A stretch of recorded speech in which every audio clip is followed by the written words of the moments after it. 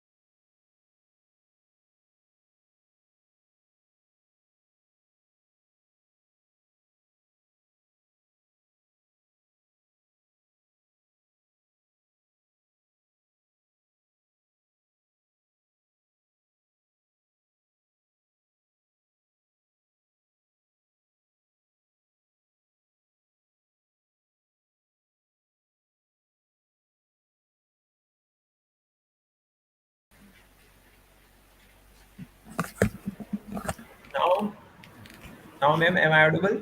Yes, you are audible. Am I audible to Uh, you? Sorry. Yes, ma'am, you are also audible. Sorry, guys, Okay. for this trouble. Um, yes, ma'am. So now, please, ma'am, Yes. introduce yourself to the audience. Okay. I am Miss Sadia Ishfaq, and I am currently working as an English language and literature lecturer at University of Management and Technology. I received my formal education from Kinnaird College for Women, University, Lahore. I did masters in English literature with distinctions, and I did M.Phil in English language teaching. And today I am here to present a webinar on the methods of studying literature.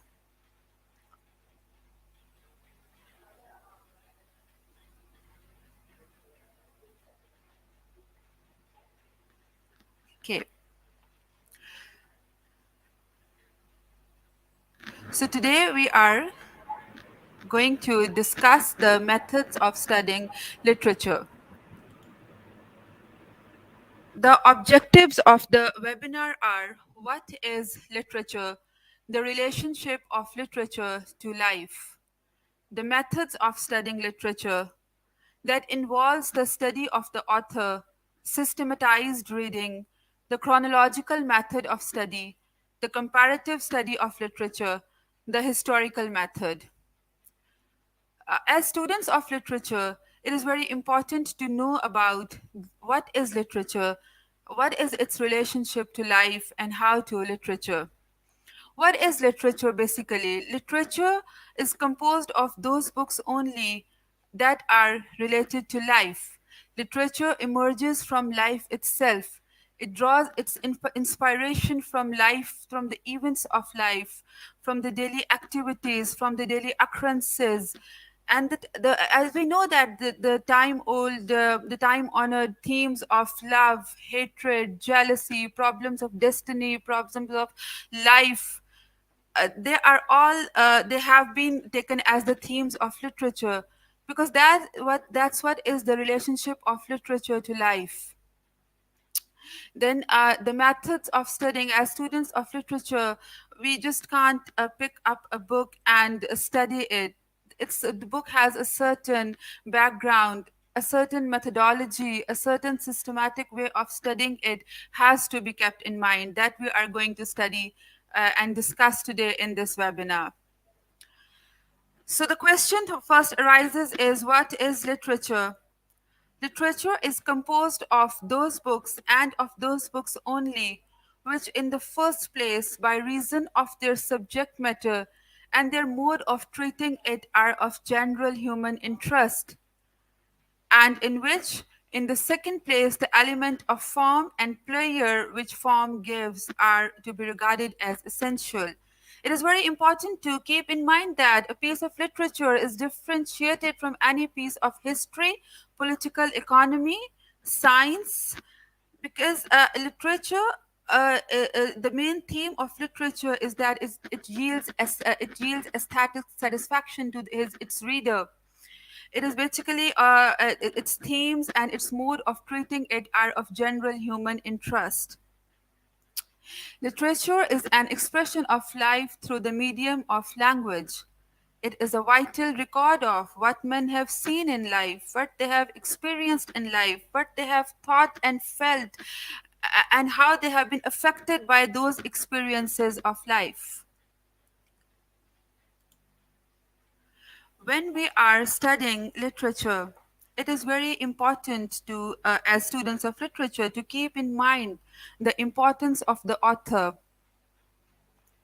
That the man who is writing a piece of literature has to be given significant importance, in a way that Matthew Arnold says that literature is a criticism of life, which means that it is an interpretation of life, and the interpreter is the man who has written it, how he perceives the reality to be, and what is reality according to him. That's how he interprets life through literature. The French saying says that art is life seen through a temperament, the mirror which the author holds up to the world. about him is the mirror of his own personality. That's where the style as an index of the personality is of significant importance. As an author writes according to his style, and what the mirror he has shown to the world is his own personality, his beliefs, his ideologies, his mood, his temperament is depicted in his writings. A great book originates out of the brain and heart of the author. He has put himself into its pages and are instinct with his personality. A great book is interpreted in the light of the author's personality, his associations, ideologies, beliefs, the movements he was involved in take part in his writings.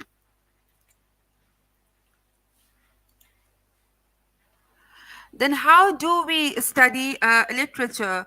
The man in the book is of significant importance, a piece of literature does not exist in isolation. We just can't review literature as isolated units of unconnected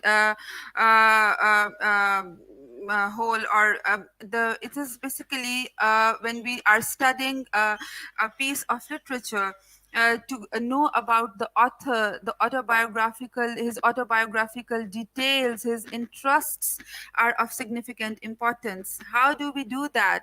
We develop personal intercourse with the author and ourselves. We make reading a matter of close and sympathetic companionship. We know the man through what he has written, and his writings represent his individuality. And Milton says that a great book is the precious lifeblood of a master spirit, embalmed and treasured up on a purpose to a life beyond life.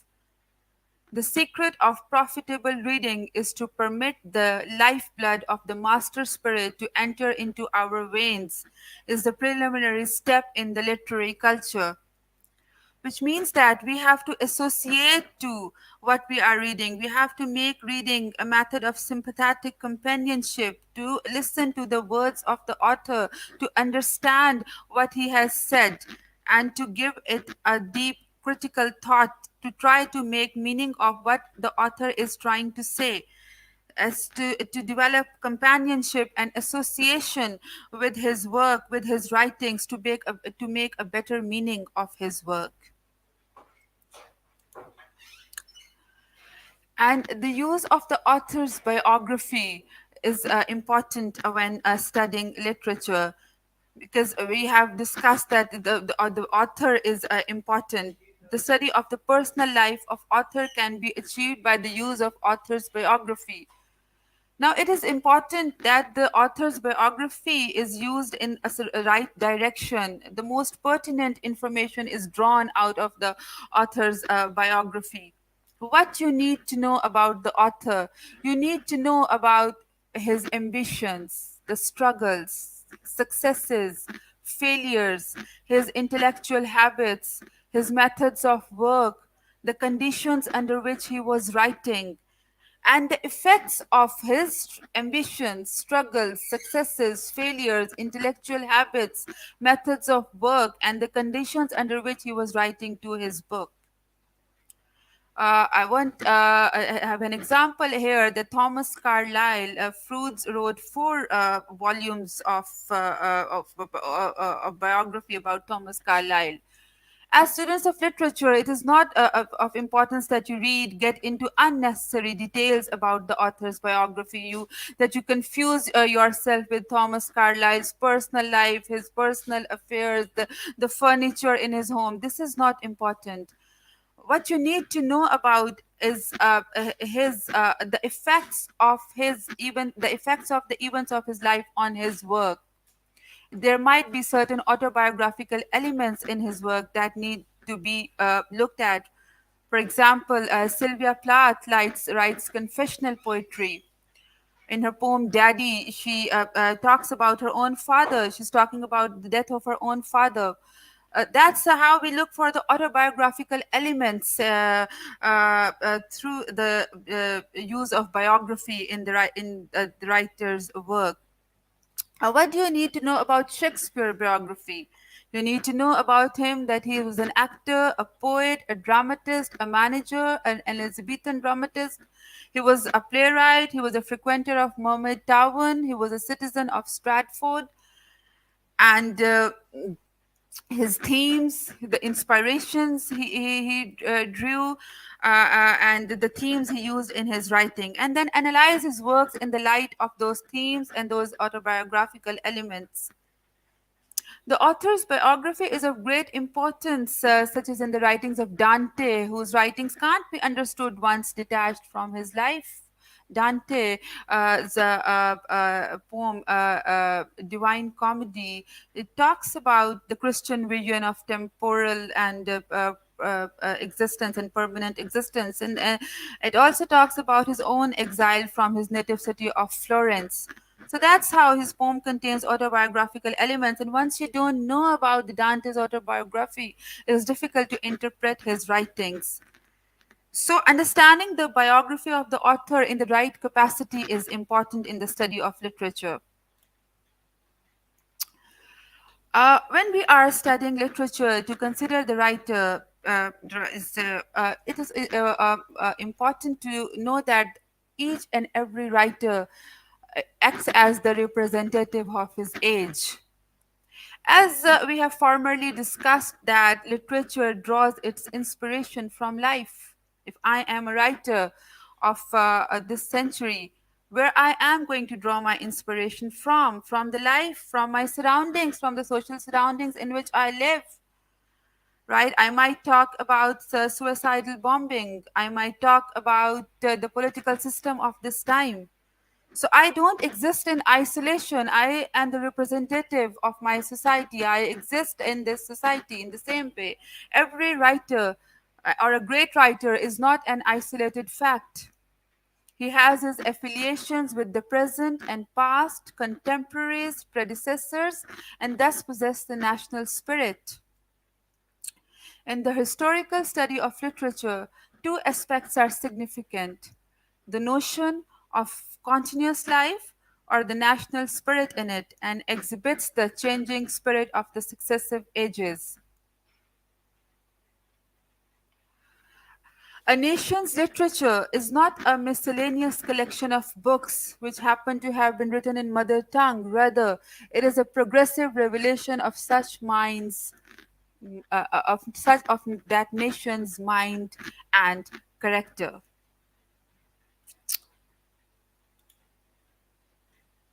So we talk about the Hebrew and the Greek literature. An individual writer may differ from the national type, but his genius will still represent characteristic spirit of his race that is common to writers of his age, for example, Hebrew and Greek literature. Although we might have this in mind that an individual writer has his own distinct personality and style is the index of the writer's personality, but still his genius will still partake of his race.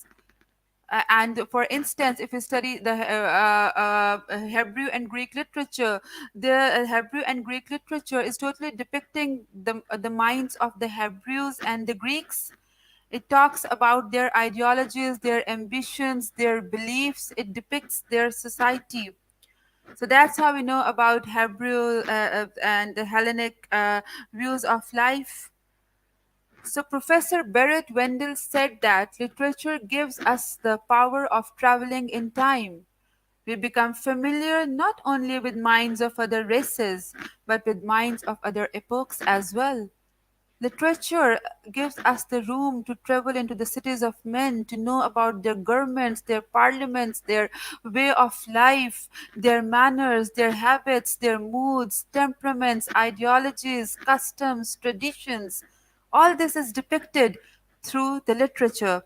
The writer takes his theme from his social surroundings, from the age in which he lives, and thus becomes a representative of that nation's literature. Writer as the carrier of the national genius. According to Goethe's dictum, every writer is the citizen of his age as well as of his country. And Renan puts it, one belongs to one's century and race. Even one reacts against one's century and race. For instance, I might, as a writer, may not like the customs and traditions of my era. May not agree with the political system of today's time, or I might not agree with the general lifestyle. I might react against my century, but still, coming back to my point, I will be talking about my era, my nation, my race in my literature. Because once you are reacting against something, still you are talking about the social surroundings in which you live. Behind every book that is written lies the personality of the man who wrote it, and behind every national literature is the character of the race who produced it. Literature is the force in which an era discharges its political movements, religious thought, philosophical speculations, and art.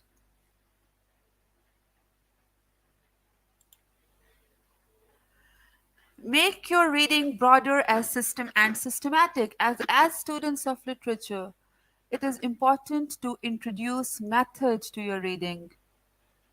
Now, how do we introduce method to our reading? We might take a book here and there, and we might enjoy reading certain novels, but how do you make your reading profitable?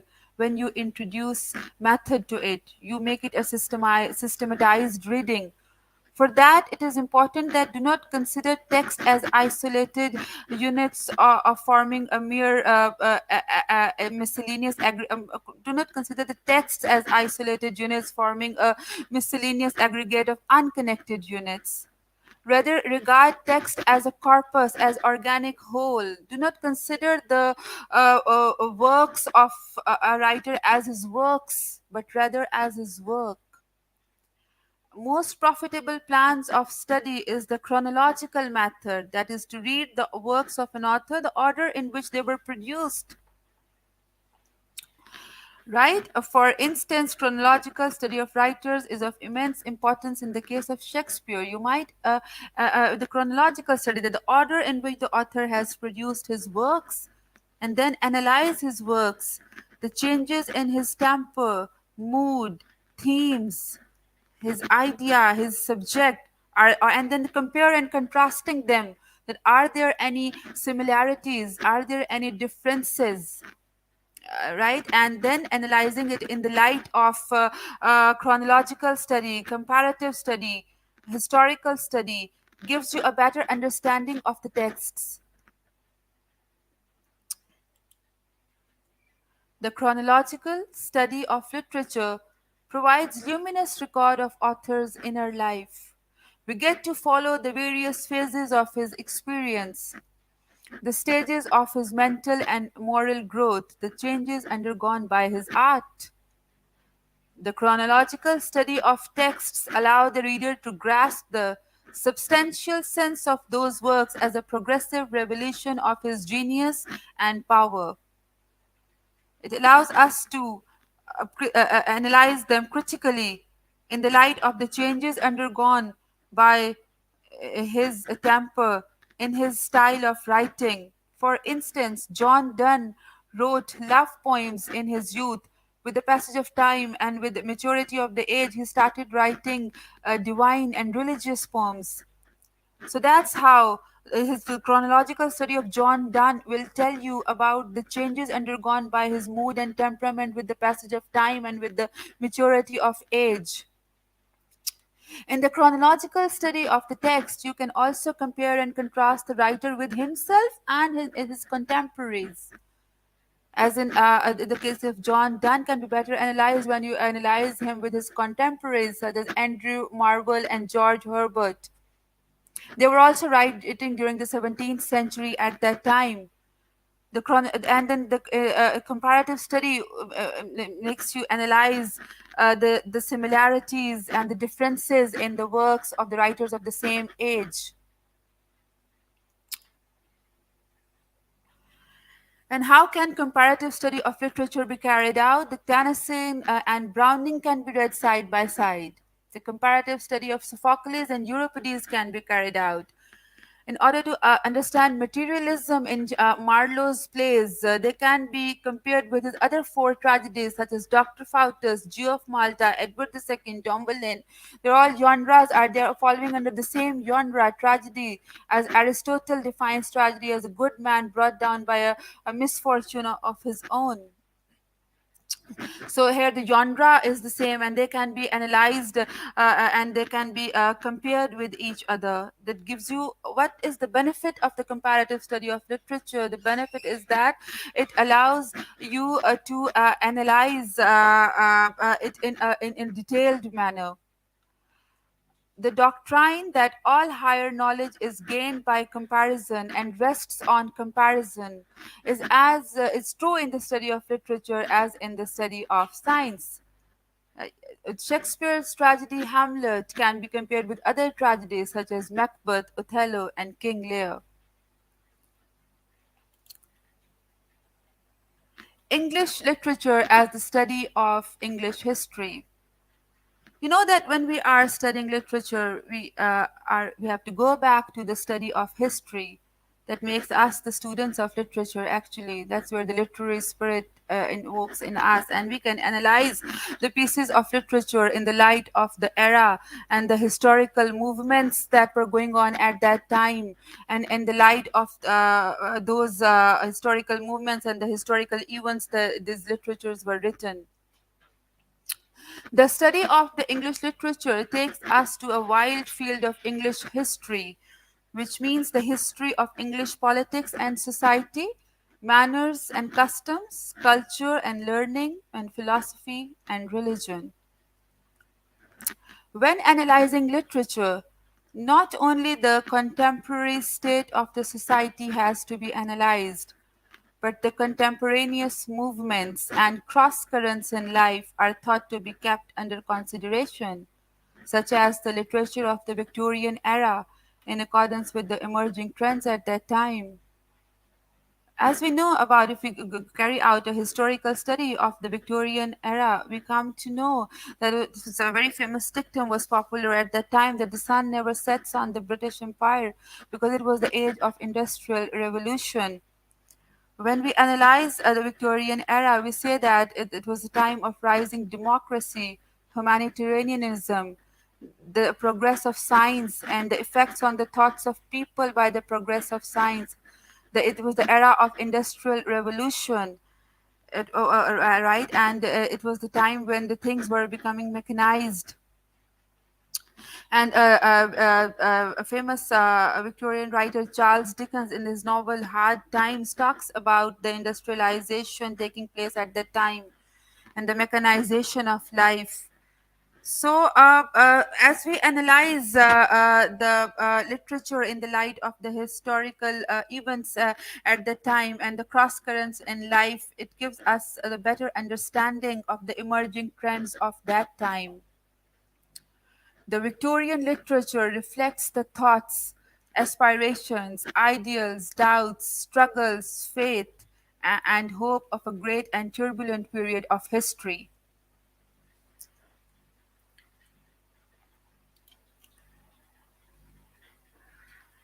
The comparative method in the historical study of literature. The comparative method is of significant importance when we are dealing with literature historically. In the study of literature, there is a profound influence exerted by the genius of one race upon the other. Now, we are going to talk about the historical and the literary relationships between the literatures of England and France. For instance, the middle 17th century, for instance, after the middle 17th century, political and other circumstances combined caused the English genius under the genius influence of the genius of France that led to a period of French influence. It is noteworthy to keep in mind that until the times of Charles the First, English literature was under Italian influence, and Italian arts and values were given literature were valued in the Renaissance literature. But soon, with the decay of the Italian letters due to spiritual despotism and foreign oppression, France stepped into place, and French ideas and modes became the prevalent theme of the literature of England at that time. So this is the dominant influence on the can be seen. The dominant influence of the literature of France.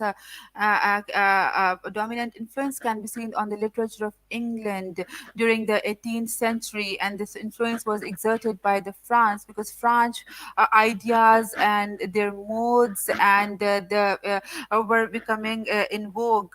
So it was not that the French classics were imitated, but they were often reproduced and they were translated during this time. So during this period, we see a great transformation in the literature of England in the matter of style, matter, and spirit. It was that the literature of France was to England what Arum was to Moses, an expositor of great truths.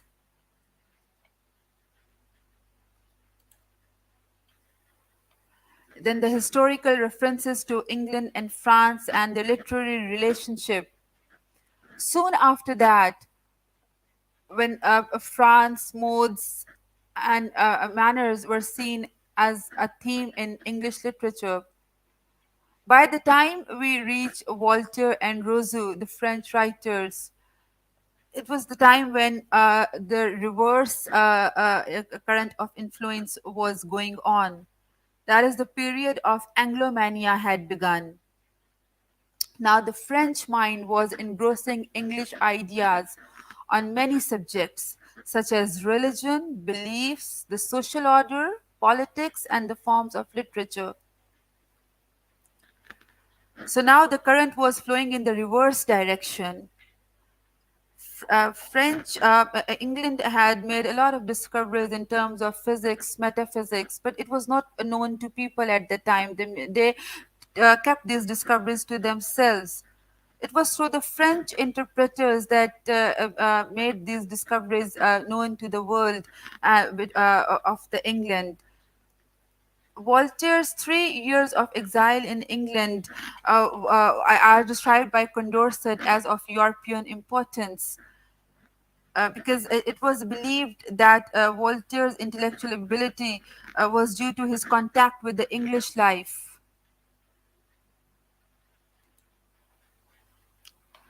During the period of Anglomania, when the British ideas and modes were in vogue, the trends of England and Britain were in fashion.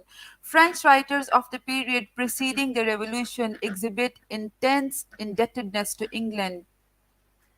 Hetner said that English literature is the starting point of the whole European movement of enlightenment in the 18th century, and to the literature to which this movement gave birth. It was through their French interpreters that English ideas became European and effective, and spread of the revolutionary ideas and spirit took place through the English writers.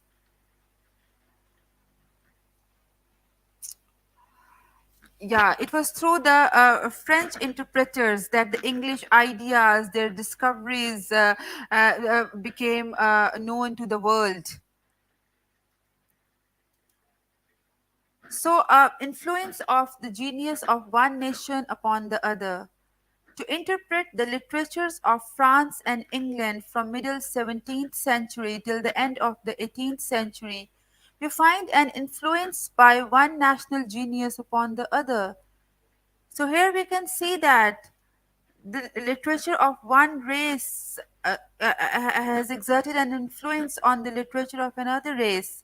The literature of one nation has exerted an influence on the literature of another nation, as they have borrowed their themes from each other. The discoveries, themes have been borrowed, and they have been the Europeans, Britain's discoveries, England's discoveries has been discussed in the literature of France, and France's literature has also been imitated.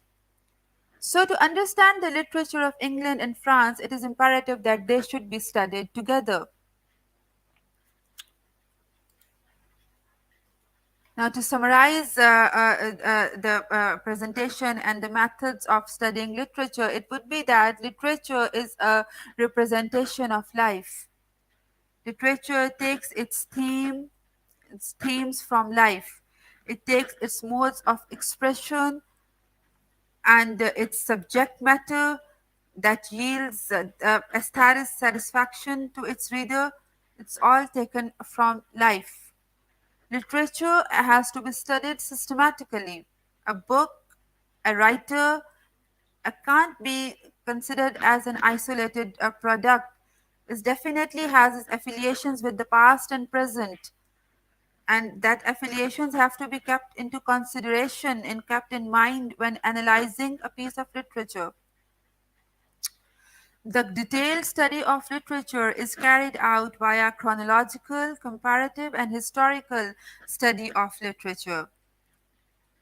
The background of the text, the author, the era in which the text was produced, the era in which the author was writing, the movements going on at that time, the movements in which the author was involved in are of significant importance, such as when we study a modern literature after the post World War One, we see a disillusionment in the writers.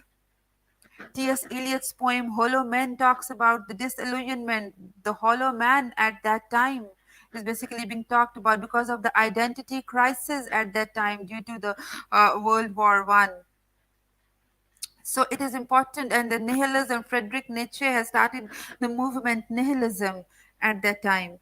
So it is important when analyzing literature to understand the whole background scenario in that involves the political scenario, this or the societal reforms that were going on at that time, or the movement in which the writer was involved, his life, and how his writings have affected, how his life has affected his writings. The society at that time has to be kept. What was the norms and the culture of the society at that time?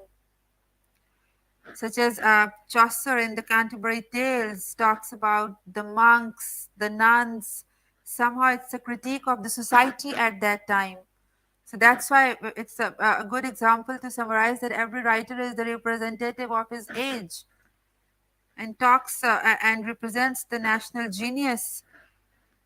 The socio political scenario is of prime importance when analyzing a piece of English literature. So that's all from my side. Now I'm open to question answers.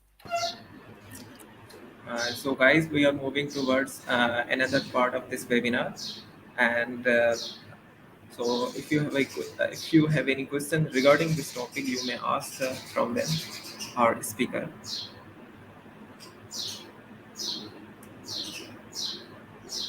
And thank you so much, ma'am, for giving your valuable insights on the topic. You're welcome.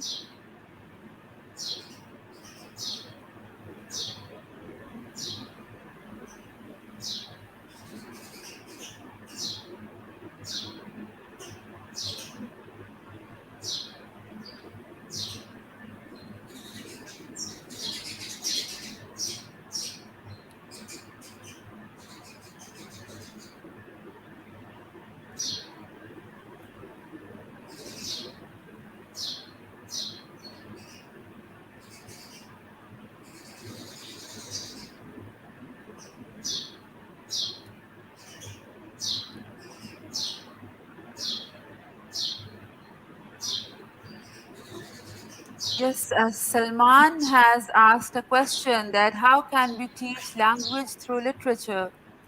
Salman, it's an intelligent, good question, but it's basically relevant to English language teaching.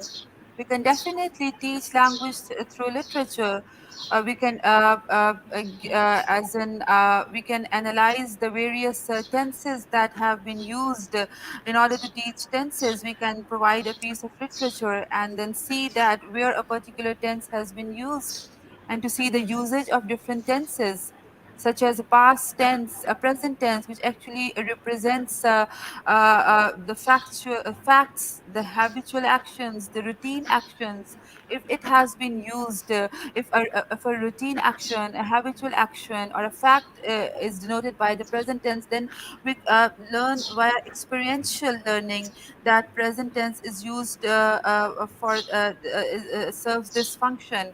And then in the same way, if a past tense, as an Animal Farm novel has been written in past tense, so we see that past tense is used to denote events that started in the past and they finished in the past, and they are not relevant to the present. So that's where the past tense is used. So we can teach language through literature as well in this way. I hope I've made it clear.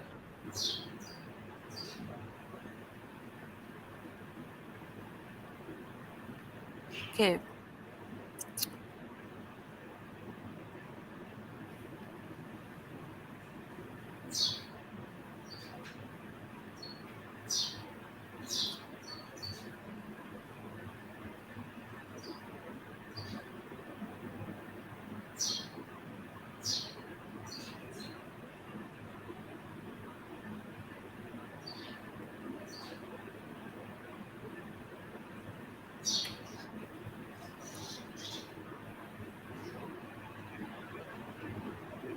Yes, hermeneutic phenomenon is a hermeneutic phenomenology applicable in the comparative literature studies.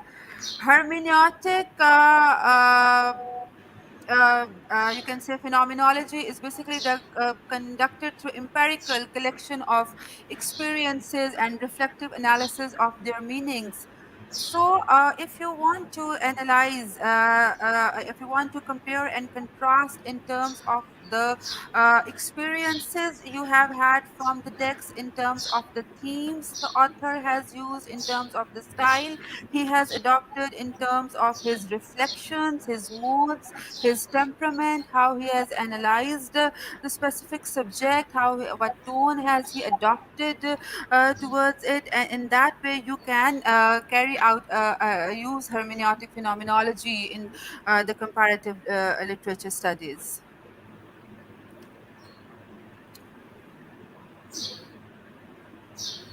Okay, Manjeet has asked a question: how to promote literature reading among students? What text shall we prescribe initially? It's a very intelligent question. It depends upon this level, the caliber of the students. As I am reminded of Aristotle at this time. Aristotle says that tragedy appeals to all because it can give rise to emotions of pity and fear. Pity because you are a human being, and you can relate to the suffering of the other person. So if you are teaching at a graduate level, I feel a Sophocles' Oedipus Rex would serve as a good example of a tragedy to arise pity and fear in the minds of the reader so that they can relate to his suffering. Now, it depends on the students' liking as well. Some like comedy. Some might like Joseph Andrews' mock heroic epic Henry Fielding. So to promote literature among students depends on the level. If they're mature, tragedy, they can be taught through tragedy. They can be taught through poetry. They can be taught through comedy as well. It depends on their inspirations. For that, you can ask them. You can seek their advice that what genre they would like to study. And then, and in the same way, instead of just starting the text, we need to if the text really have a background, we need to go to the background of the text, to tell them to know about the author first, to know about the autobiographical elements we are going to analyze in the light of his autobiographical elements, the movements he was involved in. And then then a group discussions can be initiated rather than making it a matter of tedious reading, or rather than learning it there. their feedback can be taken, their response can be initiated and appreciated, then I think the students would start reading literature.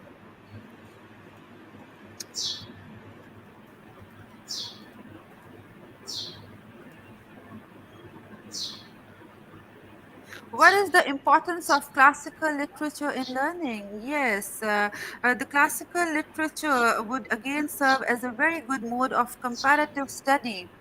If we go back to Geoffrey Chaucer, Canterbury Tales, who is known as the father of English literature, and if we analyze today's literature, there is a lot of difference in the diction, the style, the temper, the tone.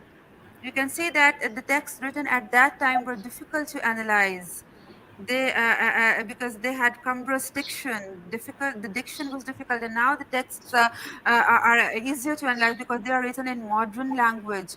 So the importance of classical literature in learning can't be overlooked because basically the language is coming from the classical literature.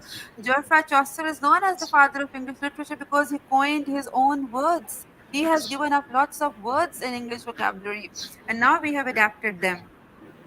Also, the themes in the classical literature are of universal importance. As the Greeks have talked about tragedy, we have tragedy from you're coming from the Greeks, and the genre is relevant to till today. So there is always an importance of classical literature in terms of the now it can also lead to is there is comparative study of literature. It can lead to historical study of literature. We can see the historical movements were different at that time. They are different today. The comparative study of literature that the compare and contrast a classical piece of literature with today's modern literature in terms of diction, theme, temperament, and how the author has taken up his themes, how they are different today, how they were different tomorrow, yesterday, why they were different, because that these were the events happening in the society at that time. So that's how students can analyze it more critically, come up with a better understanding of the classical literature with the modern literature. Yes, I hope I have answered it.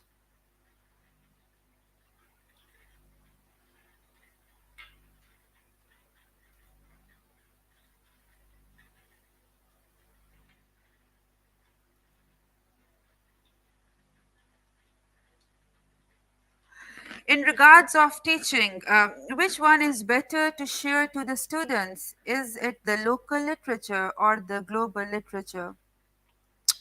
Yes, Paulino, it's a good question. I, being a writer, I wrote a poem, Burqa, and I shared it with my students. I told them to come up with an interpretation of this short story. Then I also provided them with a short story of Dorothy Parker, Here We Are. And I told them to analyze them and find out the similarities and compare and contrast them. They were better able to relate to the literature written by me because they are the students belonging to my era, belonging to my race, belonging to my religion, sharing the same ideologies, beliefs, philosophies with me. So it might serve of eminent interest if we provide the students with local literature as well.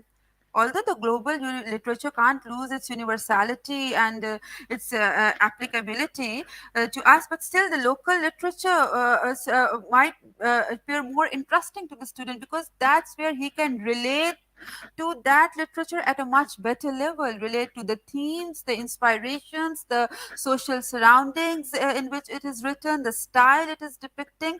So as a student might be able to grab better meaning of it.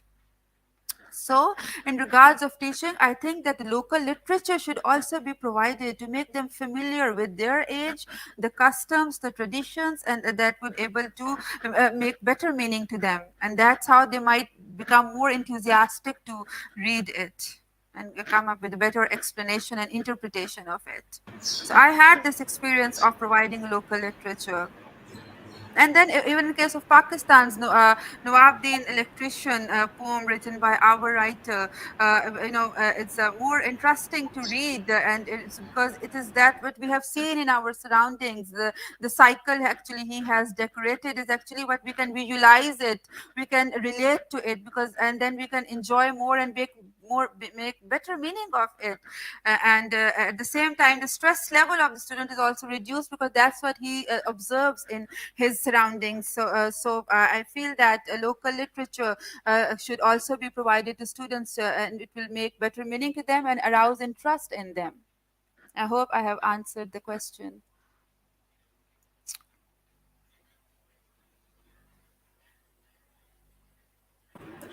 Guys, I'm going to share the link, feedback form link. Please fill out that form so that you can get the certificate. And if you have more questions, you can ask.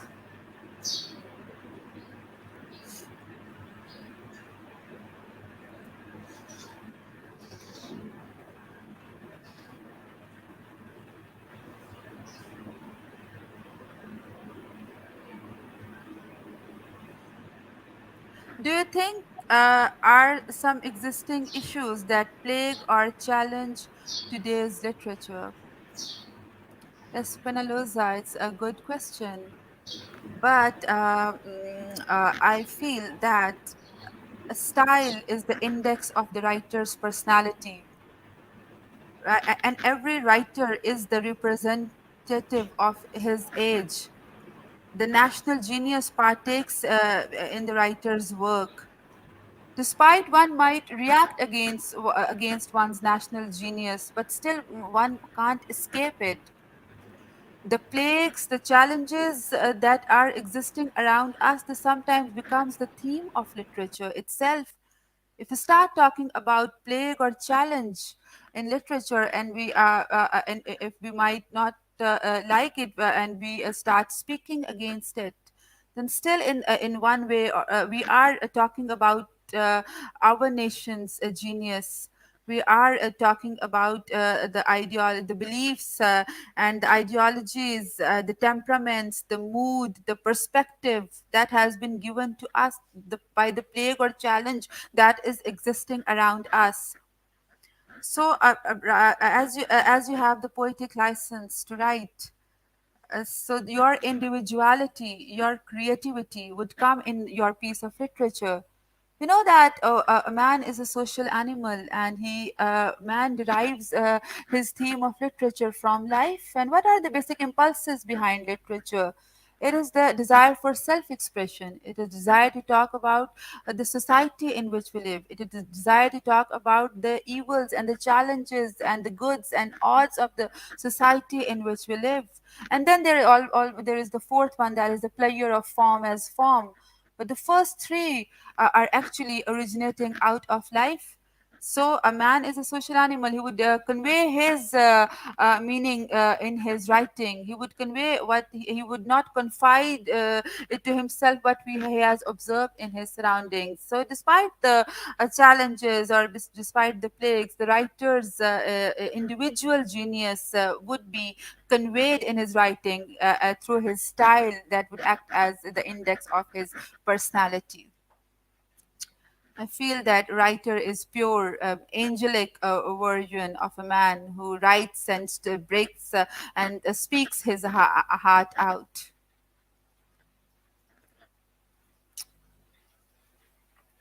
As I hope I have answered your question. What literature pieces would you recommend to new literature students or English students? Yeah, now we are again having a classification of English students and literature students.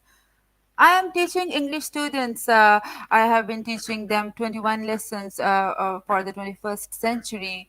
I want to know them about the rising importance of artificial intelligence in our lives, and how there is a debate that is going on that artificial intelligence might undermine human intelligence. But then still the author contradicts himself and comes back to the point that human intelligence can't be undermined. But to make them aware of the challenges of the 21st century, I would recommend 21 lessons for the 21st century. I would recommend how to speak effectively by Dale Carnegie. I would recommend how to make friends and influence people by Dale Carnegie, because to English students, they would know how to interact with the people, and how to to know about the surroundings. And but it comes to literature students, I might told them to read about diaspora, that there is an emerging trend of diaspora. Read about diasporic literature, to read about, to pick out Nadia Hashmi's novel, A Pearl That Broke Its Shell, and carry out a feminist analysis of the novel, analyze it from a feminist perspective.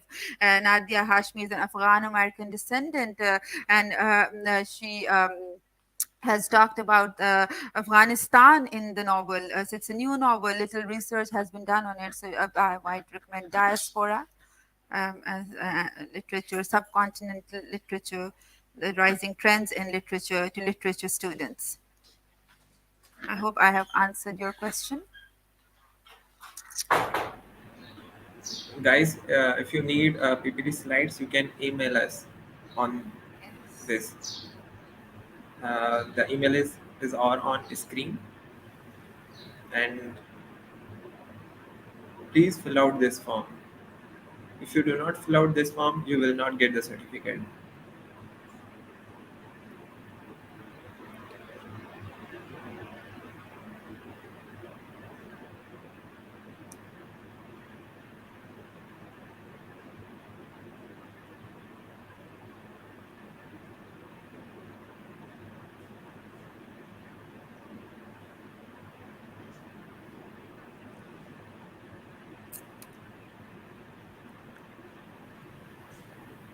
So I think we are done with the question and answer session. And sorry guys, in the beginning there was some network problem. Therefore, I gave the introduction of the webinar and ourselves, but you people couldn't hear because of the network. So this is the World Literature webinar platform. And here we conduct the webinars regarding the field of literature. And I myself is Adil.